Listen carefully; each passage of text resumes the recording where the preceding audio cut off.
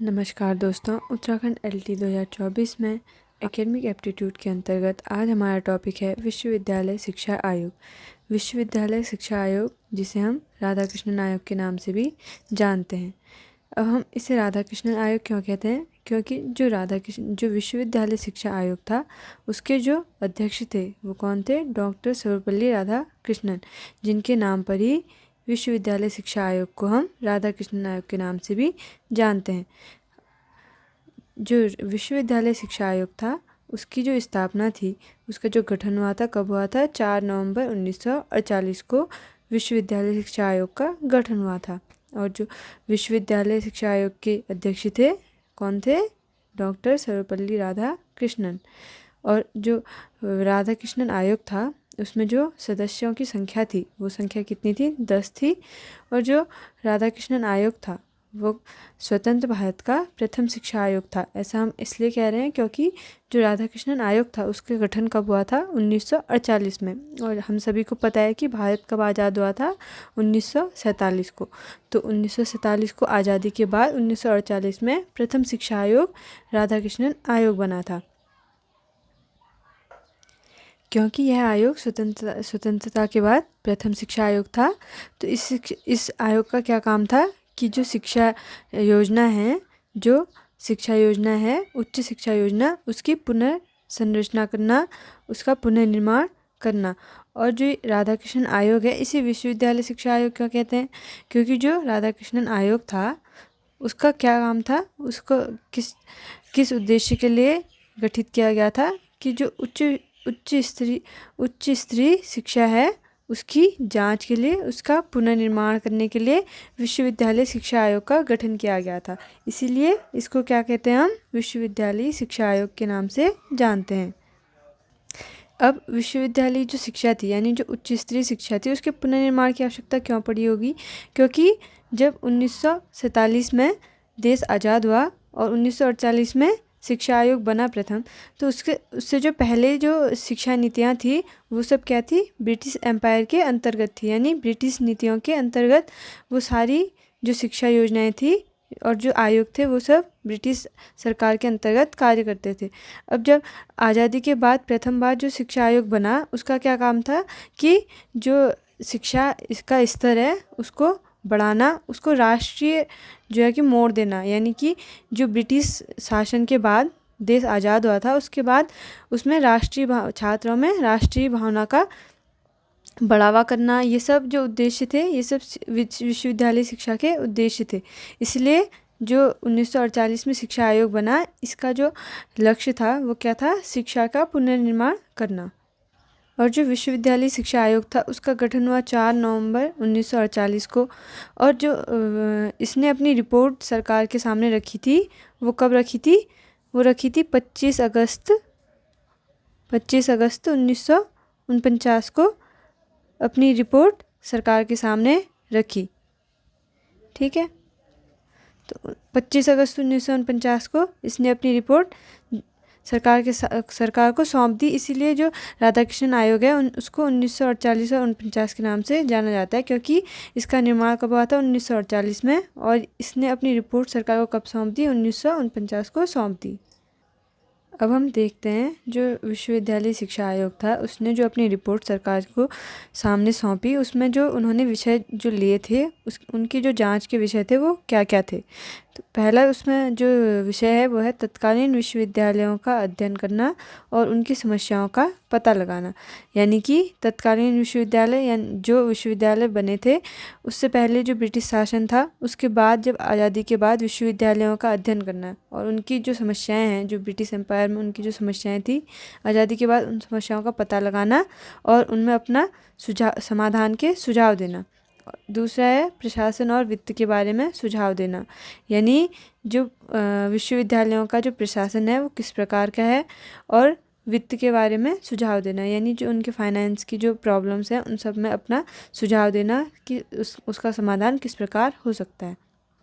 अगला है उच्च शिक्षा के लक्ष्यों को निर्धारित करना। यानी जो शिक्षा है, उच्च शिक्षा है, उसके लक्ष्यों को निर्धारित करना। अब जब स्वतंत्रता के बाद शिक्षा के जो लक्ष्य थे, उन्हें पुनः निर्धारित करने का जो काम था वो भी राधा कृष्णन आयोग का ही था। उच्च शिक्षा के विषय में अपनी राय देना, यानी उच्च शिक्षा किस प्रकार की होनी चाहिए, उसमें क्या क्या अब बदलाव की परिवर्तन की आवश्यकता है, उस सब में अपनी राय देना, ये राधा कृष्णन आयोग का काम था। उच्च शिक्षा के शिक्षण स्तर को बढ़ाना, यानी जो उच्च शिक्षा का स्तर है, जो शिक्षण स्तर है वो ब्रिटिश शासन में किस प्रकार का था, अब स्वतंत्रता के बाद उसके स्तर को बढ़ाना और अधिक उसका प्रसार करना, ये सब ये जो है कि राधा कृष्णन आयोग के जांच का विषय था। अगला है विद्यार्थियों के कल्याण हेतु योजनाएं प्रस्तुत करना, यानी विद्यार्थियों के हित में जो योजनाएं हैं उन्हें प्रस्तुत करना।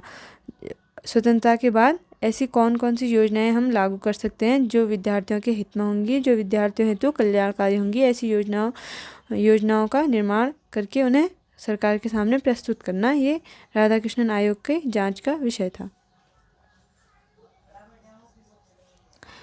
अगला है उच्च शिक्षा के शिक्षकों की नियुक्ति, वेतनमान और सेवा शर्तों के बारे में सुझाव देना, यानी जो उच्च शिक्षा स्तर है वहाँ पर शिक्षकों की नियुक्ति के क्या क्या मापक होने चाहिए, क्या उनका वेतनमान होना चाहिए और सेवा शर्त, यानी उनकी जो वो सेवा देंगे उनकी क्या क्या शर्तें निर्धारित होनी चाहिए, इस सब के बारे में अपने सुझाव देना। अगला है विश्वविद्यालयी शिक्षा के माध्यम, अवधि और पाठ्यक्रम के बारे में सुझाव प्रस्तुत करना, यानी जो विश्वविद्यालयी शिक्षा है उसका क्या मीडियम होना चाहिए और उसकी क्या अवधि होनी चाहिए और क्या उनका सिलेबस होना चाहिए, ये सब के बारे में सुझाव प्रस्तुत करना। राधा कृष्णन आयोग जो था, यानी विश्वविद्यालय शिक्षा आयोग की जो सिफारिशें थी, जो सुधार के लिए जो उनकी सिफारिशें थी वो कौन कौन सी थी, अब हम ये देखेंगे। उसमें जो पहला है वह है शिक्षा के लक्ष्य। उन्होंने शिक्षा के लक्ष्य निर्धारित किए, शिक्षण संकाय के बारे में अपनी सिफारिशें दी, शिक्षण का स्तर किस प्रकार का होना चाहिए ये बताया, विश्वविद्यालय का प्रशासन व वित्त किस प्रकार का होना चाहिए इस बारे में सुझाव दिए और व्यावसायिक शिक्षा के बारे में भी अपनी सिफारिशें रखी।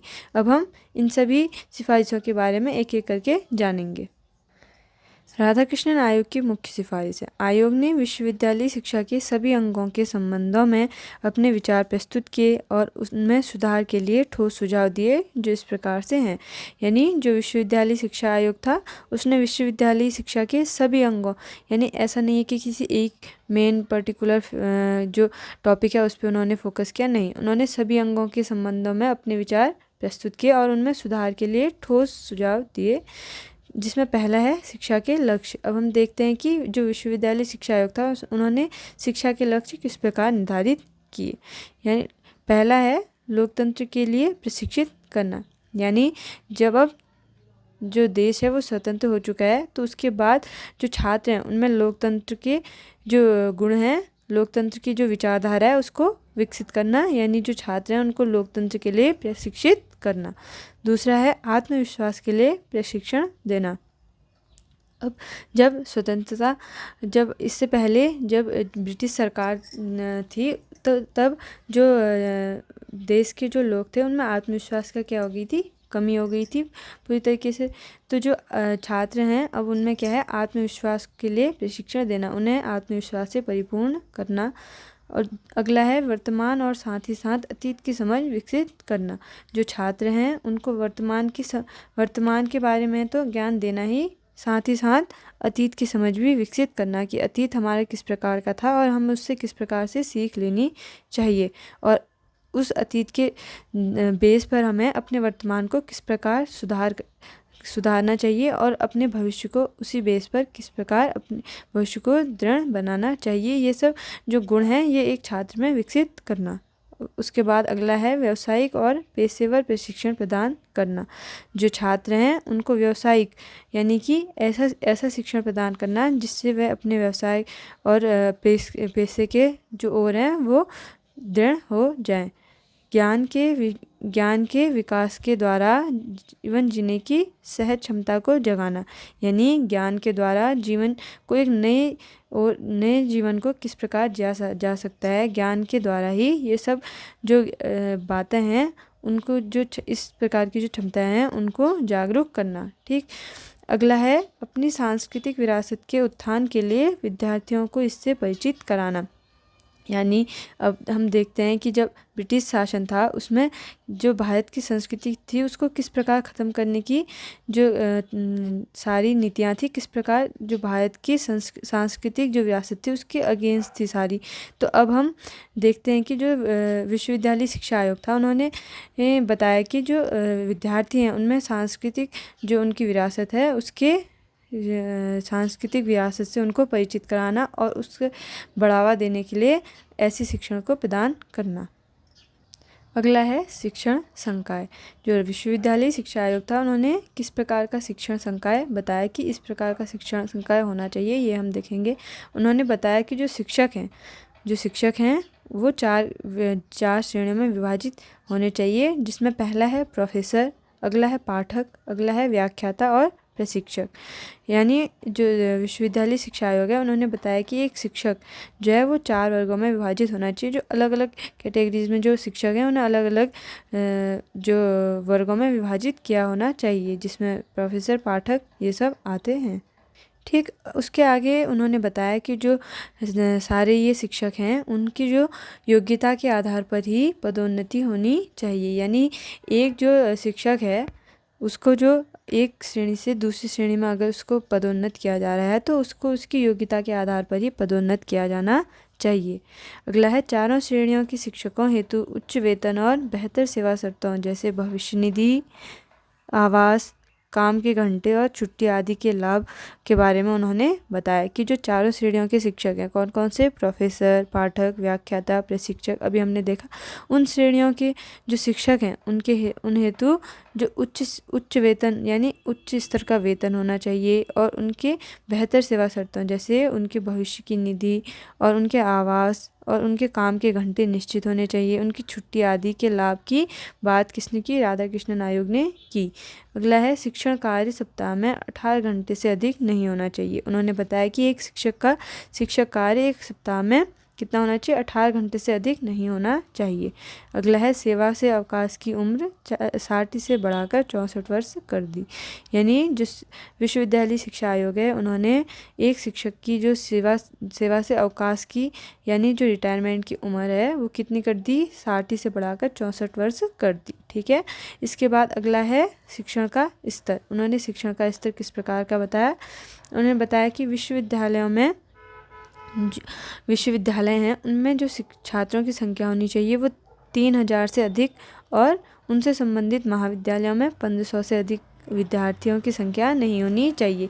यानी विश्वविद्यालयों में छात्र संख्या कितनी होनी चाहिए? 3000 और जो विश्वविद्यालयों से संचालित महाविद्यालय हैं उनमें जो छात्र संख्या है वह 1500 होनी चाहिए, उससे अधिक नहीं होनी चाहिए।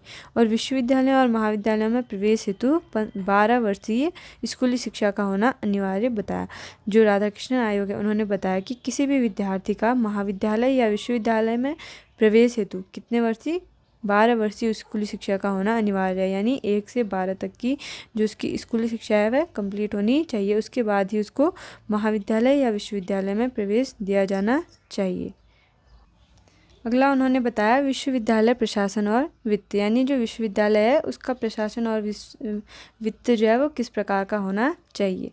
पहला उसमें है उच्च शिक्षा को समवर्ती सूची में रखा जाना चाहिए। शिक्षा संबंधी नीतियों को बनाने का कार्य केंद्र का तथा लागू करने का कार्य राज्य का होना चाहिए। यानी जो उच्च शिक्षा है उसको समवर्ती सूची में रखा जाना चाहिए। ये किसने बताया? राधाकृष्णन आयोग ने। अब समवर्ती सूची क्या होती है? समवर्ती सूची यह होती है कि जिसमें शिक्षा को केंद्र तथा राज्य दोनों सरकारें मिलकर चलाएंगी। अब समवर्ती सूची जिसमें केंद्र और राज्य का दोनों का क्या होगा?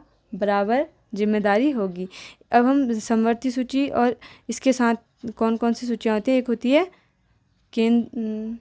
होती है केंद्र सूची, एक होती है राज्य सूची और एक होती है समवर्ती सूची।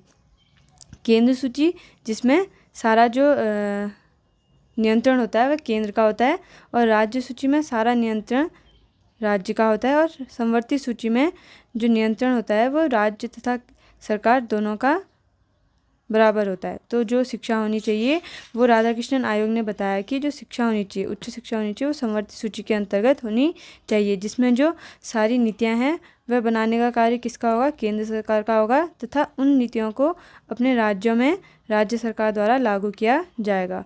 अगला उन्होंने बताया कि विश्वविद्यालयों को अनुदान प्रदान करने हेतु विश्वविद्यालयी अनुदान आयोग की स्थापना की जानी चाहिए। यानी कि ये सबसे इम्पोर्टेंट इनका टॉपिक था जो इन्होंने बताया कि विश्वविद्यालयी अनुदान आयोग की स्थापना की जानी चाहिए। किसके लिए? विश्वविद्यालयों को अनुदान प्रदान करने के लिए। यानी जो यूजीसी के निर्माण की जो सिफारिश थी वो सर्वप्रथम किसने की थी? राधाकृष्णन आयोग ने ही की थी।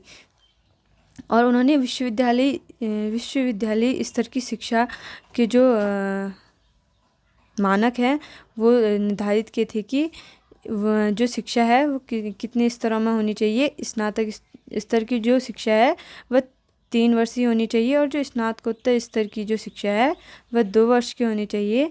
और उसके बाद जो रिसर्च का जो पीरियड है वो कितने वर्ष का होना चाहिए? 2 वर्ष का होना चाहिए। उसके बाद उन्होंने बताया कि जो विश्वविद्यालय शिक्षा है उसको कितने वर्गों में उन्होंने बांटा? उन्होंने बांटा कला वर्ग और विज्ञान वर्ग और व्यावसायिक व तकनीकी वर्ग। जिसके जो शिक्षा के स्तर हैं वो उन्होंने 3 वर्गों में बांटे, कला वर्ग, विज्ञान वर्ग और व्यावसायिक व तकनीकी वर्ग। ठीक है। अगला जो उन्होंने व्यावसायिक शिक्षा बताया कि जो व्यावसायिक शिक्षा है उसके अंतर्गत हमें कितनी शिक्षाओं को रखना चाहिए। व्यावसायिक जो शिक्षा है उसके अंतर्गत उन्होंने शिक्षक शिक्षा को रखा, व्यावसायिक शिक्षा, वाणिज्य शिक्षा, इंजीनियरिंग व तकनीकी शिक्षा, चिकित्सा शिक्षा व कानूनी शिक्षा। यानी ये सब जो शिक्षाएं हैं इनके द्वारा हम इन सब स्तरों में हमें व्यावसायिक शिक्षा को भी प्राप्त करना चाहिए, जिससे हमें व्यवसाय को प्राप्त करने में सरलता होगी। ठीक है।